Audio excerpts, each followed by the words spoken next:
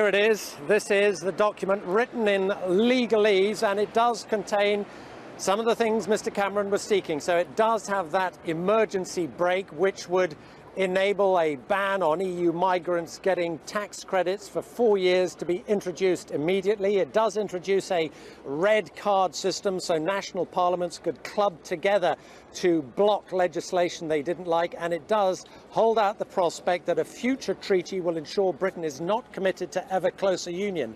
But this is going to be bitterly, bitterly fought over, because there are significant elements of this which still have to be nailed down, and aspects of it on which Mr. Cameron's critics will seize. Let me just take you through some of the detail. On the emergency brake, there is no time limit on how long it will actually remain in place. It will have to be approved by the European Council. In other words, other EU countries will have to agree to the implementation of the brake, and there is no clarity on who will decide when the brake can be ended. Also, significantly, it is suggested that gradually EU migrants will be able to claim tax credits the longer they are in Britain. Now, that would appear to be a fairly complicated process, with the document envisaging that as migrants are here longer, they will get access to benefits.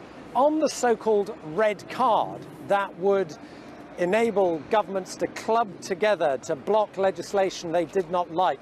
That will only apply to legislation which impacts on the principle of subsidiarity. That is, the rules which say decisions should be made locally by national governments where possible. In other words, it does not appear to be a blanket block on any legislation which governments do not like, simply on those occasions where the principle of subsidiarity has not been recognised. And on the principle of ever closer union, there is a lot of fine language and an acknowledgement that ever closer union does not mean political integration, but a final, clear, legal exclusion for Britain will have to await another future treaty change. So it is going to be hugely, hugely controversial, this document, because there's plenty of ammunition in it for both sides.